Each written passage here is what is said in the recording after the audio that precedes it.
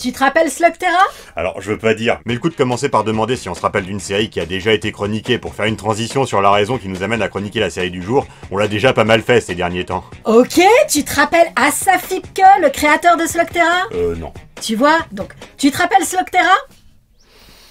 Oui, je me rappelle Slugterra, on vient d'en faire une vidéo. En effet. Et à cette occasion, il a été porté à notre attention que Slugterra était le 3e opus d'un triptyque de 3 séries, Dragon Booster, Stormhawks et Slugterra, créé par Asaf Ipke, fondateur de la maison de production canadienne Nerd Corps Entertainment, qui, si elles ne mettent pas en scène les mêmes univers et n'abordent pas les mêmes sujets, ont une parenté évidente. Nous nous sommes donc empressés de vérifier, et effectivement, la parenté entre ces 3 séries est frappante. Et même s'il s'agit clairement du retravail à 3 reprises du même prototype de série, et que Slugterra semble en être la version la plus aboutie, la version intermédiaire, Stormhawks, sans avoir la finesse d'écriture de Slugterra, a suffisamment de valeur en elle-même pour mériter sa propre vidéo. Et Dragon Booster ? Dragon Booster, on n'en parlera pas. Ça va être dur d'y couper. Quoi qu'on pense de la série, elle est très clairement le prototype des deux autres. Tous les thèmes, enjeux et ressorts scénaristiques qui finiront par briller dans Slugterra y ont leur équivalent prototypique. Il va bien falloir en dire quelques mots.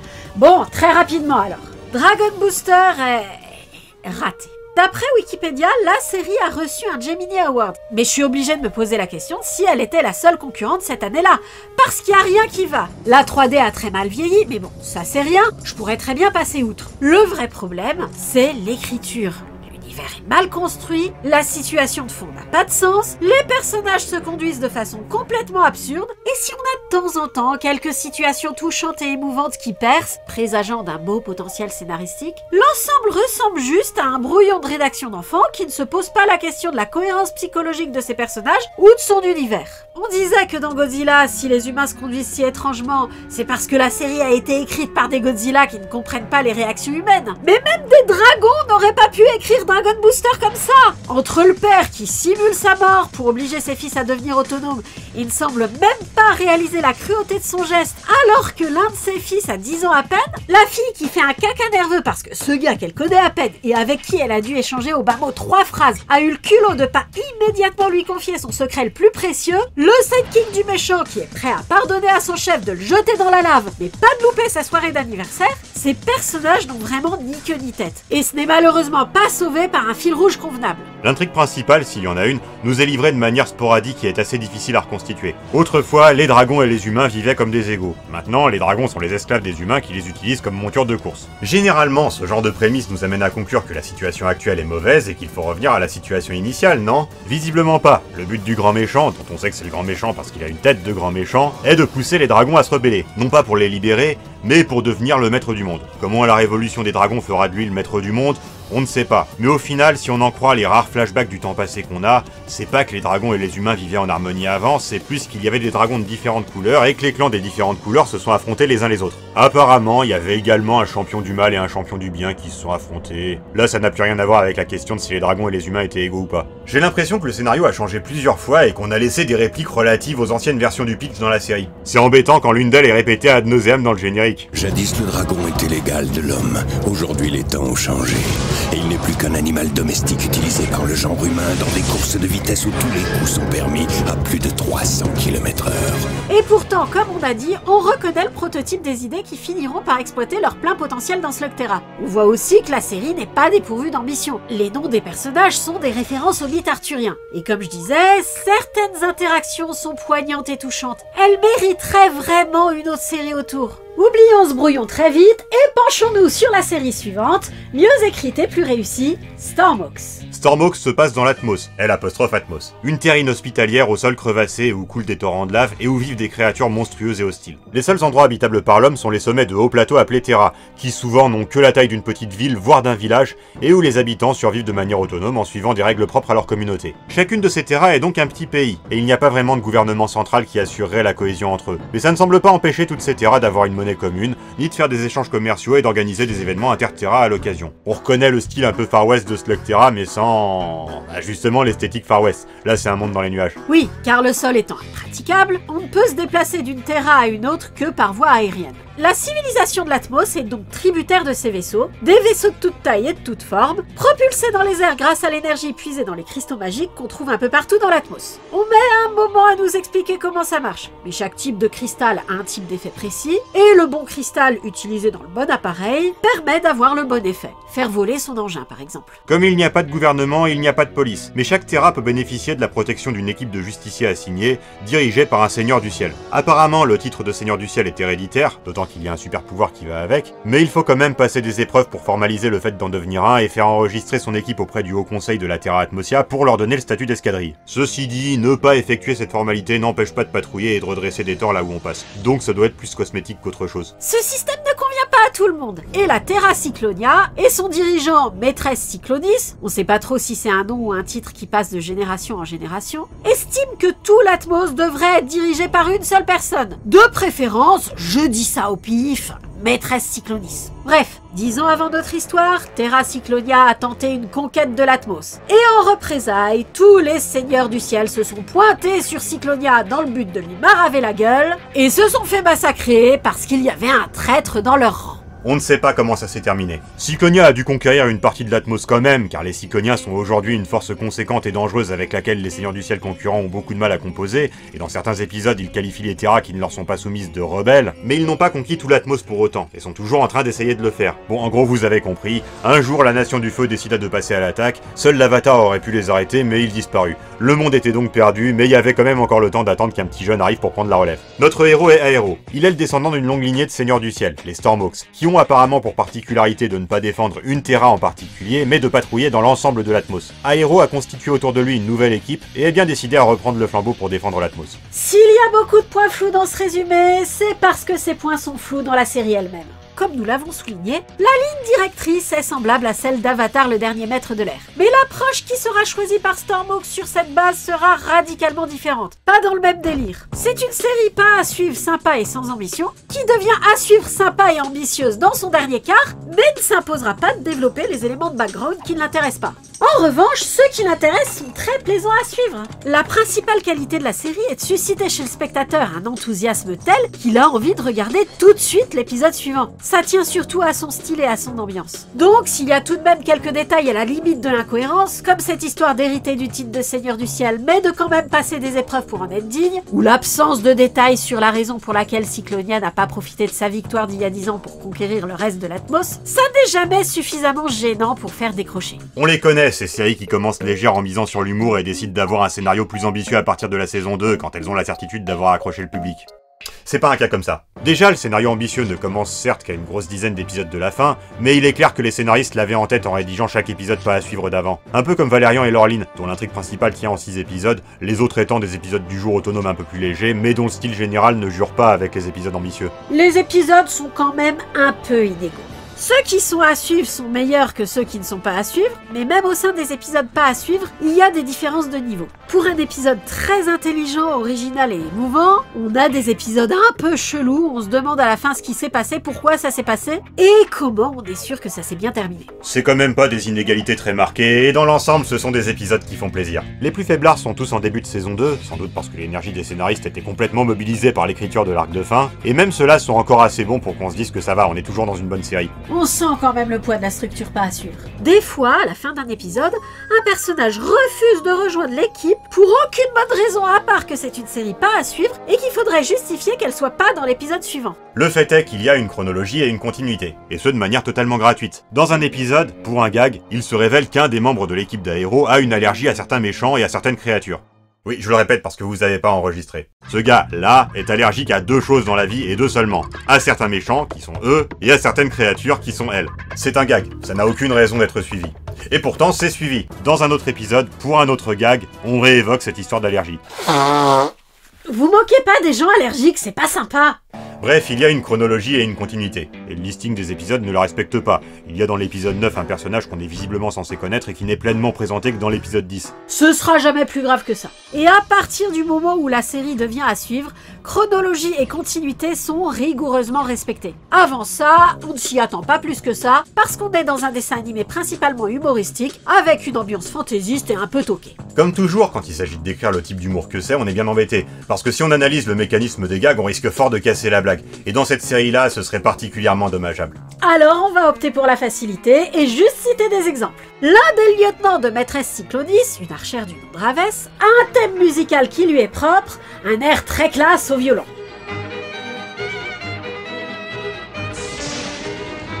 Ce thème musical est joué chaque fois que elle et son escouade débarquent pour attaquer les héros. Le truc que vous avez pas vu venir, c'est que c'est pas un thème musical joué par la série.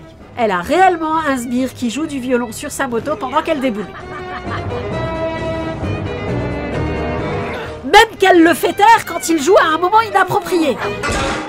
Autre exemple, dans un épisode, le copilote du héros, une sorte de lapin, a priori tout à fait sentient mais incapable de parler, aperçoit un ennemi en train de les espionner. Pour faire comprendre à ses compagnons ce qu'il a vu, il est obligé de faire passer un message en mime, ce qui fait galérer les héros pendant une bonne minute. Il y a la même chose dans Scooby-Doo. On coupe ensuite sur les méchants, où l'espion en question est en train de rapporter ce qu'il a vu, en faisant du mime lui aussi, alors que lui il est même pas muet. Parce que... C'est un humour qui joue sur le fait de n'avoir aucun sens, et sur les attentes du spectateur, mais qui cherchera pas forcément à élaborer davantage. Du coup, c'est juste fun, c'est complètement débile, mais complètement trop bien. Ravès fait jouer du violon à ses hommes alors qu'ils sont sur des motos volantes nécessitant 2 bras pour être pilotés, et c'est ça la blague. Le méchant fait son rapport en mime alors qu'il n'est pas du tout muet, et c'est ça la blague. C'est simplement introduit juste quand il faut, juste comme il faut, durant le temps qu'il faut, et nous surprend de manière à ce qu'on ne puisse pas s'empêcher de rigoler. Par conséquent, il est assez difficile d'établir s'il y a un épisode du stagiaire. Toute la série a l'air d'être une série du stagiaire. À la rigueur, s'il y avait un tel épisode, je pencherais pour l'épisode 32, où le scénario étant trop court pour durer 20 minutes, on introduit toute une séquence inspirée par Coyote et Bip Bip pour meubler. C'est un peu long là pour le coup. Ça se remarque parce que les gags sont généralement très bien rythmés dans les autres épisodes. Vers la fin de la série, on aura un épisode brisage de 4e mur où l'équipe des héros rencontrera un de leurs admirateurs qui en profitera pour faire tout un tas de commentaires sur les incohérences de la série, probablement directement tirés du courrier des fans. Non pas que ce soit follement original, c'était sans doute moins le cas en 2007 quand Stormhawks est sorti, mais le coup de faire intervenir un personnage dans l'histoire pour faire des commentaires qu'a pu faire le public, on y aura également droit dans Phineas et Ferb et dans Sous les mers. Quant au fait de transformer l'intrigue entière en un commentaire méta sur les attentes du public, c'est une recette dont les histoires de super-héros raffolent un peu trop et un peu trop au premier degré si tu veux mon avis. Surtout quand on voit que chacune se croit très maline en ayant le sentiment d'être la première à avoir l'idée. Quoi qu'il en soit, dans Stormhawks, le gag de cet épisode, c'est pas les brisages de 4e mur ou les commentaires méta sur la série. Le gag, c'est que sur les 6 membres de l'équipe, 5 sont plutôt embarrassés d'avoir un fanboy sur les basques, qui leur voue une telle admiration et les poursuit de ses assiduités en étant plutôt envahissant. Le 6e est ravi. Mais ce 6e est le seul membre de l'équipe dont le fanboy n'est pas fan. La base de l'humour de cette série va donc se fonder sur ça. Les attentes du spectateur, qu'on va bousculer juste ce qu'il faut pour le maintenir attentif, le rythme, qui procure de l'enthousiasme au public, et la légèreté, qui souligne l'optimisme général de la série. Le prix de cette légèreté, c'est qu'on met une éternité à nous expliquer les règles de l'univers, et en particulier la technologie fondée sur les cristaux. Et encore, quand je dis qu'on nous explique, je suis gentille. On nous distille des informations au fil de l'eau. Dame, c'est une série pas à suivre, une vraie. À part dans l'arc de fin, chaque épisode est censé être compréhensible s'il est le premier que le spectateur voit. Aucun ne doit surcharger le nouveau spectateur d'infos, et aucun ne doit être complètement tributaire d'une info qui a été donnée dans un autre épisode. C'est une vraie différence avec Slugterra, qui est beaucoup plus à suivre. En conséquence, contrairement à Slugterra, nous avons pu exposer tout ce que nous savons de l'univers en 3 coups de cuillère à peau dans notre présentation du pitch. Quelques détails supplémentaires cependant. Ce que les personnages appellent Atmos n'est pas la planète, c'est seulement l'ensemble du monde connu. L'Atmos est entouré de terres non cartographiées et non explorées, dont les Atmosiens ont pris l'habitude de rester à distance, car elles étaient autrefois peuplées par des dragons. Et Dieu sait ce qu'elles peuvent contenir d'autre. Ils ont conscience de vivre sur une planète beaucoup plus vaste, et même qu'il y a quelque chose de l'autre côté de cette planète, mais c'est quelque chose d'inconnu qui les terrifie, et à quoi ils n'ont pas trop envie de penser. En attendant, dans le monde connu d'Atmos, toute la civilisation s'est développée autour de l'utilisation des cristaux. On a bien quelques irréductibles gaulois qui essaient de se débrouiller sans en faisant tourner des hamsters dans des cages pour produire de l'électricité, mais ce sont des exceptions. Comme nous vous disions plus tôt,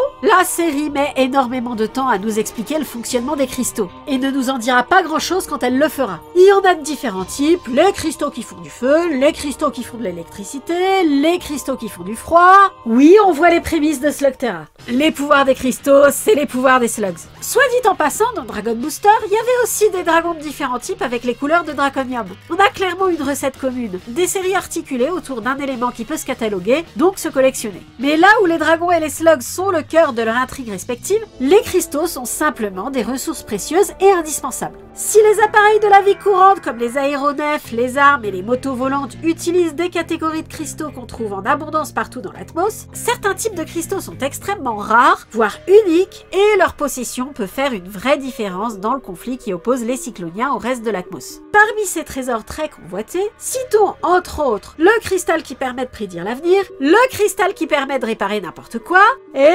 Cerveza cristal. Cerveza cristal. Félicitations, t'as réussi à caser un même mort depuis un an. Le souci avec le fait de ne pas nous exposer très clairement les règles qui régissent la magie des cristaux, c'est que la série peut se payer le luxe de les inventer au fur et à mesure ces règles. Et on se retrouve avec des situations où le plan de la méchante échoue parce que... Le cristal de l'oubli n'a pas d'effet sur les amis, même si leur amitié n'a duré que quelques heures.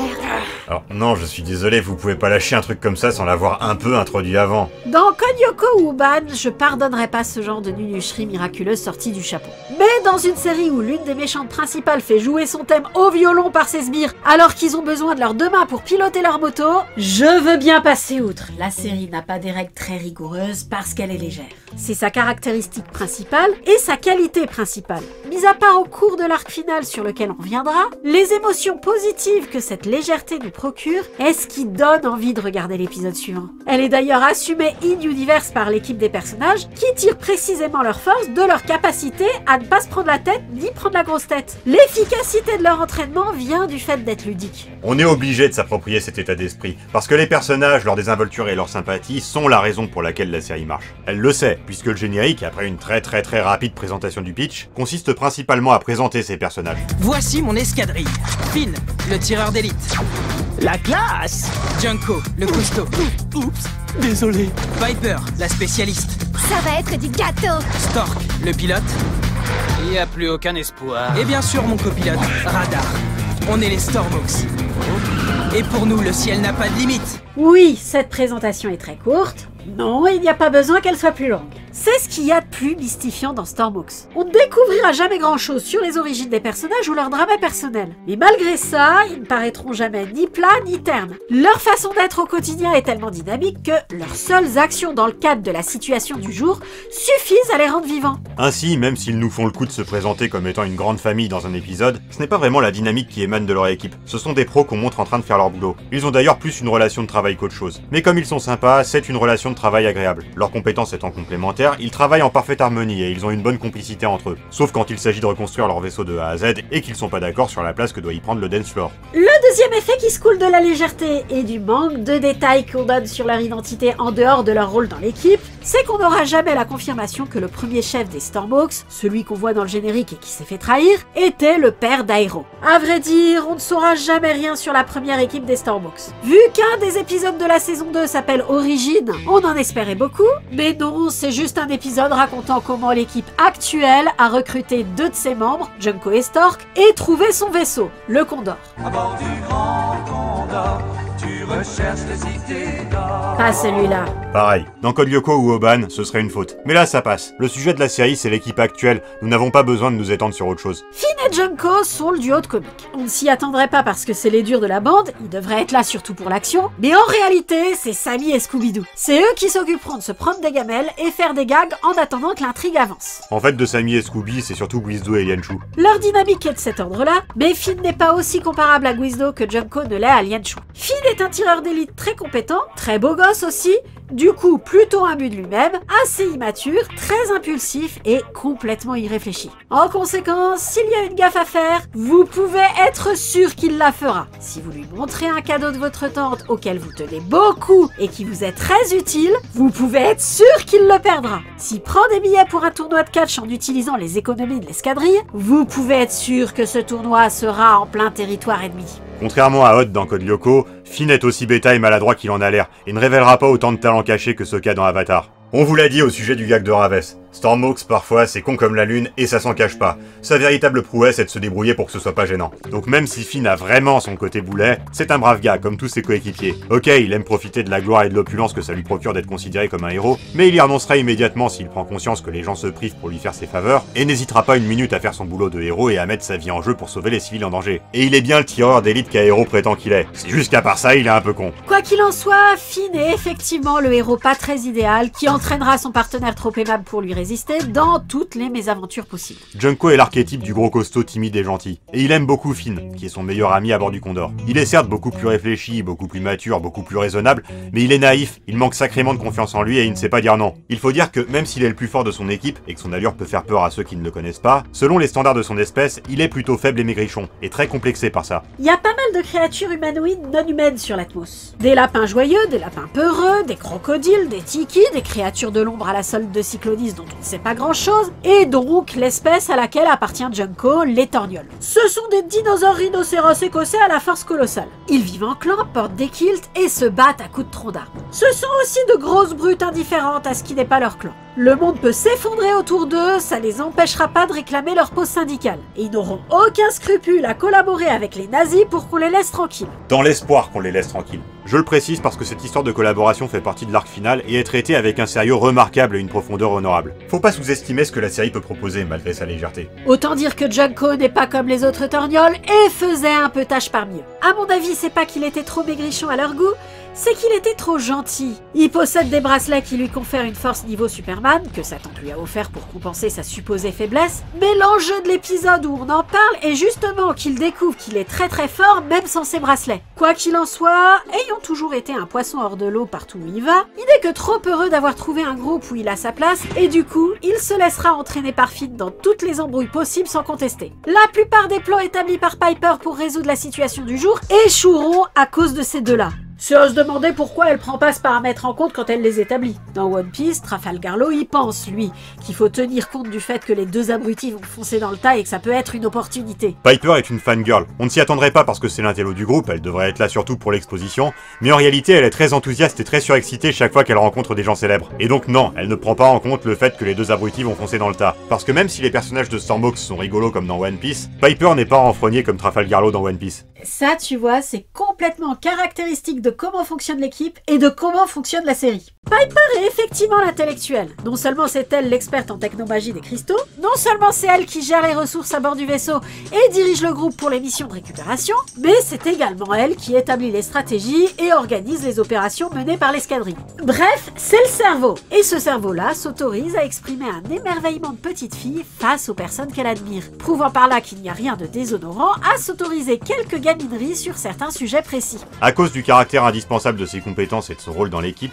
Piper est le sidekick principal d'Aero, son bras droit, le commandant en second de l'escadrille. Le fait que ce soit la seule fille de l'équipage est peu commenté. Ça crée tout au plus l'occasion d'un épisode où elle manifeste le regret de ne pas avoir de fille dans son entourage pour partager sa passion pour les cristaux, qui apparemment est un truc de fille, de sous-entendus déplorables comme quoi quand elle s'absente les mecs sont incapables de faire la cuisine, et de gags dans l'épisode type où l'équipage doit s'occuper d'un bébé et où naturellement c'est Piper qui doit changer sa couche, mais c'est tout. Elle a une espèce de scooter hélicoptère au lieu des motos volantes des autres membres de l'équipe, mais je crois que c'est comme la trottinette de Jérémy dans Code Lyoko, le symptôme du fait qu'elle est l'intellectuelle de l'équipe, pas du fait qu'elle a une fille. Elle est le commandant en second, point. Pour les opérations sur le terrain. Pour la gestion des parcours entre terras, c'est plutôt Stork, le pilote du Condor, qui prend les décisions. Stork vulgarise tout. On ne s'y attendrait pas parce que c'est un paranoïaque hypocondriaque à la peau verte, il devrait plutôt être là pour les gags, mais en réalité, il sait toujours quoi faire quand, peut fabriquer n'importe quoi avec n'importe quoi, et est un redoutable combattant quand il s'y met. On ne sait pas grand-chose de l'espèce de Stork. On ne visite jamais la Terra où il est né. Apparemment, son caractère angoissé vient des conditions dans lesquelles il a grandi, mais on n'aura jamais plus de détails. Certains éléments de background des personnages sont précisés sur du matériel promotionnel pour la série, donc on trouve sur internet des détails qui ne figurent pas dans les épisodes. L'idée que son attitude est typique de son espèce, par exemple, provient de ses sources en dehors de la série. Stork est un personnage très paradoxal. Il est pessimiste, hypocondriaque et rongé par les angoisses, mais en même temps il aime collectionner les animaux dangereux, et quand il se construit son propre véhicule, c'est un 4x4 plein de gadgets pour massacrer tout le monde. Il est angoissé, mais il aime être angoissé. Il a un vrai goût pour ce qui est dangereux et morbide. Il a un côté sadomaso. C'est aussi l'ingénieur du groupe. Junko, avec ses muscles, sert de mécano, et Piper se spécialise dans l'utilisation des cristaux, mais tout ce qui est conception et réparation d'engins est du domaine de Stork. C'est pourquoi, en plus de piloter le Condor, il l'entretient tient et lui voue un amour profond. S'en prendre au vaisseau est le meilleur moyen de le faire passer en mode berserk et de montrer toute l'étendue de sa dangerosité en tant que combattant. Manque de bol pour ses ennemis, ça se passe pendant l'arc final à suivre, donc ça se finit pas très bien pour les méchants. Si Junko et Finn assurent les blagues tarte à la crème de l'épisode,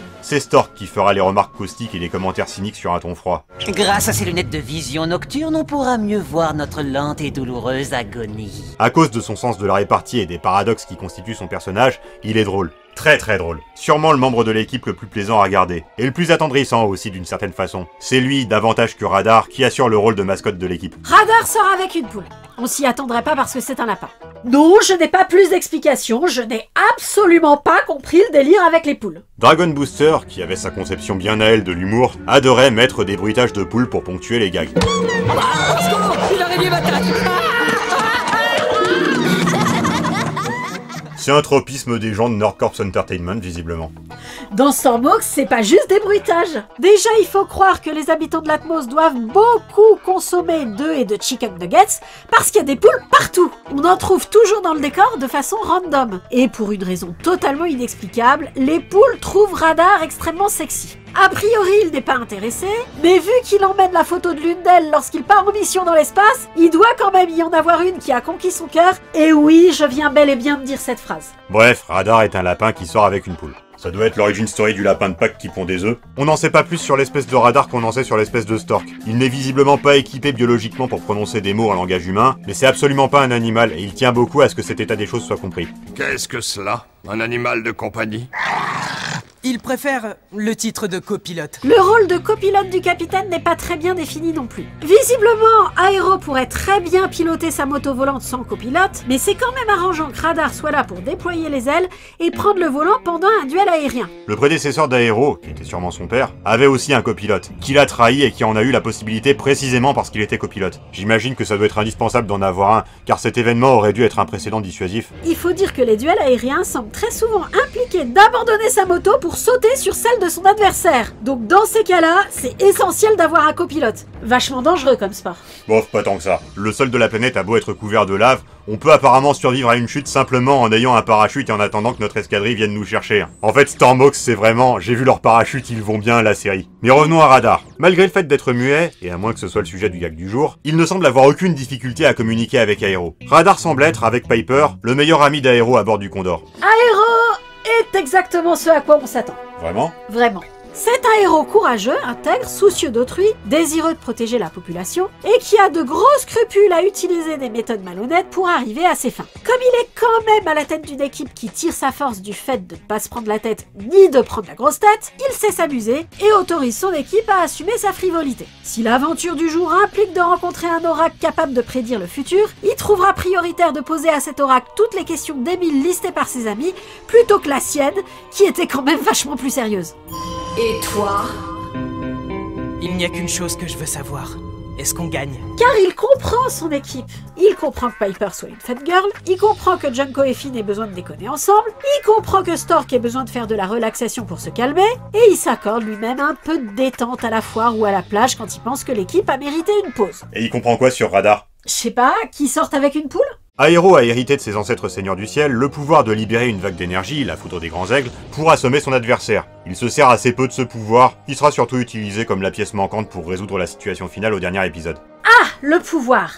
Parlons-en du pouvoir. Comme beaucoup de personnages de ce genre, Aero est impliqué dans une prophétie dont l'enjeu est le salut du monde et la défaite de la méchante principale de la série. Contrairement à beaucoup de personnages de ce genre, il n'est ni le héros de la prophétie, ni l'adversaire principal de cette méchante. C'est Piper qui a ce rôle. Aero n'est destiné qu'à être le bras droit de l'élu, comme le héros de l'assassin royal qui n'est que l'assistant du prophète en charge de résoudre les problèmes. Et son pouvoir n'est destiné au fond qu'à renforcer celui de Piper, qu'elle ne se découvrira que tardivement dans la série alors que lui maîtrise le sien dès le premier épisode. La méchante est consciente de cet état des choses. Dès le début de la série, c'est vers Piper qu'elle se tourne quand elle veut faire une tentative de corruption du héros qui, si on le convertit, deviendrait un allié très puissant. Bon, l'épisode est un peu déplorable, c'est là qu'on a cette histoire de cristal de l'oubli qui ne marche pas sur les vrais amis. Mais ça fait que le ton est donné dès le départ. La méchante principale n'est pas l'adversaire du chef des héros, c'est l'adversaire de leur commandant en second. Maîtresse Cyclonis est présentée de façon très subtile tout au long des épisodes. Oui, de la subtilité dans une intrigue qui implique des cristaux de l'oubli qui marchent pas sur les vrais amis. Je veux dire par là qu'à la base, on ne nous dit pas grand chose sur elle.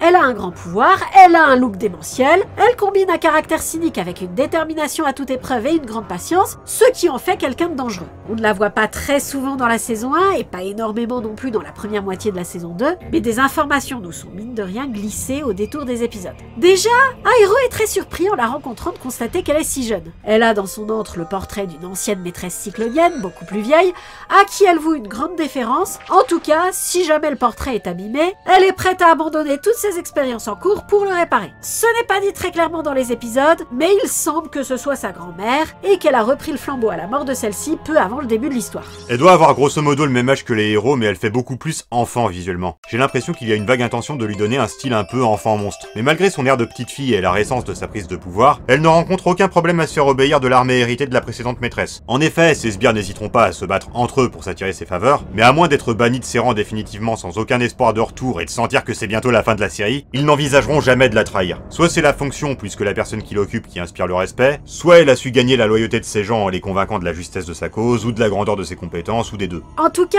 il y en a un dont elle a la loyauté indéfectible, c'est son bras droit, Dark Ace. Pourtant le gars, c'est pas la loyauté qui l'étouffe, puisqu'il est tristement célèbre pour être à l'origine de la chute des précédents Stormhawks, en tuant leur chef dont il était le copilote. On n'a aucune idée de quelles ont été ses motivations pour le faire, pas plus qu'on ne sait pourquoi les Cycloniens veulent conquérir l'Atmos. 12 spectateurs, on sait seulement grâce au générique et un très bref et évasif flashback à la saison 2 que les anciens Stormhawks ont été trahis par leur copilote et que celui-ci est devenu Dark Ace. Ce haut fait n'a été oublié par aucun Atmosien. La débâcle 10 ans plus tôt est un véritable traumatisme et l'apparition de Dark Ace quelque part suscite toujours le même genre de réaction, la colère et la peur.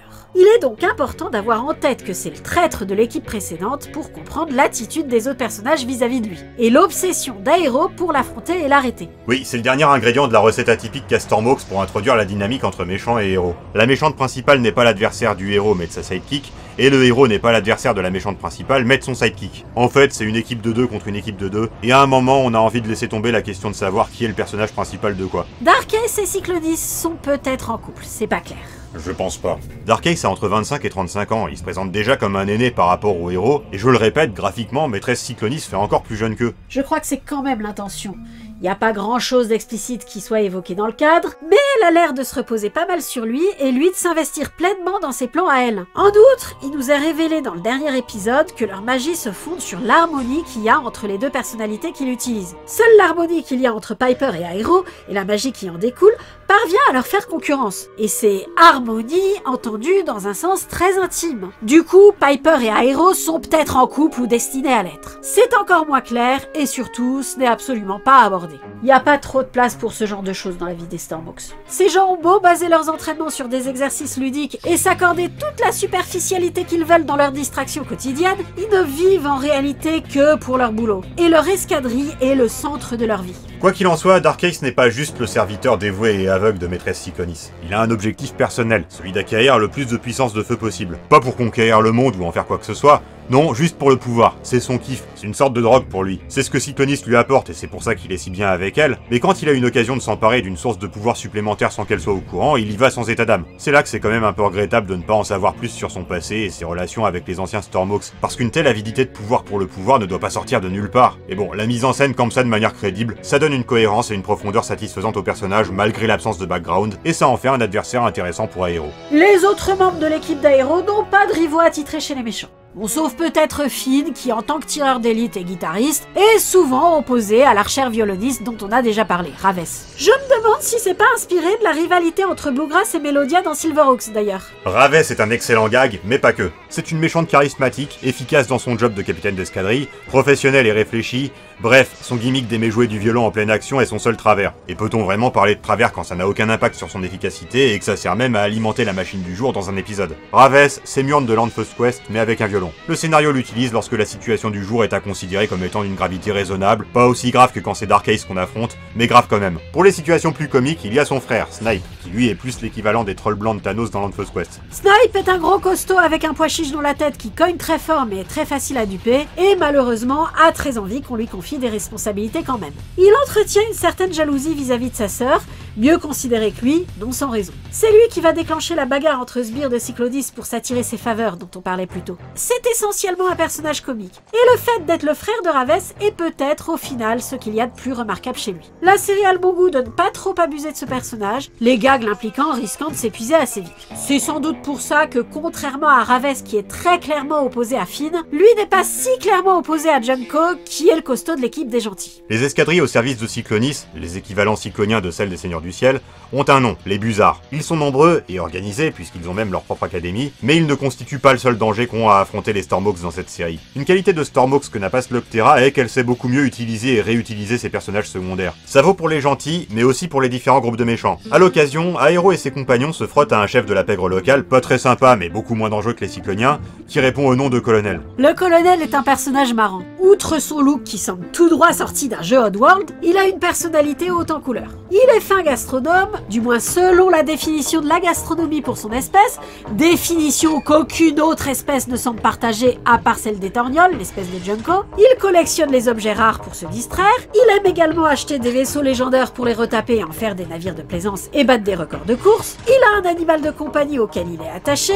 bref, bien qu'il n'y ait aucune ambiguïté sur son statut de mafioso peu recommandable et ses méthodes de gangster pour parvenir à ses fins, ce qui fait qu'on n'oublie jamais que c'est un individu dangereux, la mise en scène se débrouille toujours pour lui donner le capital sympathie qu'on donne à Robotnik dans Sonic Boom. Les épisodes centrés sur lui sont pleinement humoristiques. Après, l'humour est vraiment géré de manière atypique dans cette série, en particulier celui qui implique les méchants. On a cité le cas de Ravès et du colonel, mais on vous a aussi parlé de l'allergie de Junko à une certaine espèce de méchant. Ces méchants, ce sont les naufrageurs. Visiblement, le terme naufrageur désigne à la fois leur espèce et leur métier, puis qu'apparemment, personne ne se lancerait dans cette triste carrière à part cette espèce-là. Bref, ces braves gens ont pour habitude de piéger les vaisseaux atmosiens dans des zones dangereuses afin de provoquer leur chute et venir piller les épaves une fois celles-ci tombées. C'est une affaire lucrative, mais qui implique de savoir naviguer dans des conditions extrêmes à l'aide d'un sonar. Peut-être, du coup, qu'il faut être un naufrageur de l'espèce naufrageur pour y arriver sans casse. Les naufrageurs sont tout un groupe, avec à leur tête un capitaine irascible, secondé par des hommes de main souvent un peu cons. C'est également eux, les méchants impliqués dans le gag de mime qu'on a déjà évoqué. Tout comme le colonel, les naufrageurs sont à leur propre compte. Ils ne travaillent pas pour Cyclonis, donc ils peuvent s'en prendre aux busards. Ce n'est pas le cas du dernier groupe de méchants récurrents de la série, les Raptors. Vous avez créé des raptors? A priori, les Raptors ne sont pas des busards, ils ont conquis leur propre terra où ils règnent en maître, maintenant sous leur coupe la communauté scientifique qui y vivait avant leur domination. Ils sont responsables de la disparition de tout un groupe de seigneurs du ciel, ce qui en fait les cibles de la dernière survivante de ce groupe, Starling. Les affronter va surtout avoir pour double enjeu de libérer les scientifiques pour faire profiter les forces atmosiennes de leur savoir, et d'aider Starling à venger la mort de son groupe. Rien à voir avec Cyclonis donc. Mais ils lui ont bien prêté allégeance et se battent aux côtés des Cycloniens dans toutes les batailles qui comptent. C'est aussi eux qui déclencheront le courroux de Stork en détruisant le Condor durant l'arc final. Ok, donc c'est le moment de parler de l'arc final. Il est difficile de dire avec précision quand il commence car il se met en place subtilement au milieu de la saison 2, mais une fois qu'il est installé, c'est du grand spectacle jusqu'à la fin de la série. Maîtresse Cyclonis regroupe des ressources pour aller chercher des armes surpuissantes de l'autre côté de l'Atmos, en passant par un portail dimensionnel. Cette histoire exploite des éléments introduits longtemps en amont, mais à partir du moment où cette intrigue proprement dite se déclenche, tout s'accélère d'un coup pour culminer dans un grand affrontement entre les héros et tous leurs alliés contre les méchants, et bien sûr l'affrontement final d'Aero et Piper contre Dark Ace et Maîtresse Cyclonis. C'est super sérieux et super grandiose. On en est scotché à son fauteuil tellement on n'est pas habitué à ça dans Stormhawks. Mais étrangement, la série ne renonce pas à son identité pour offrir ce final grandiose. Non seulement elle conserve jusqu'au bout son côté délirant et bouffon, un élément clé de la résolution de l'intrigue repose même dessus, mais la transition entre les épisodes pas à suivre et cette séquence ultra dramatique paraît tout à fait fluide et naturelle. Pour donner un exemple, le renseignement clé qui fait entrer les héros dans cet arc l'aurait donné par leur fanboy, devant qui les méchants ont parlé un peu inconsidérément. Donc ça provient plus ou moins d'un gag. C'est très bien trouvé. Cet arc débouche sur une vraie fin. Une fin ouverte, permissive à une saison supplémentaire, mais qui, malgré son côté mystérieux et intriguant, peut parfaitement s'interpréter comme une fin de type « Partons maintenant vers de nouvelles aventures ». À cet égard, elle est plus satisfaisante que la fin de la saison 1 de Slugterra, car elle ne néglige pas d'éléments pour lesquels on aurait absolument besoin d'une réponse. Une suite était possible, mais difficilement, étant donné que les sous-intrigues les plus importantes avaient trouvé leur dénouement.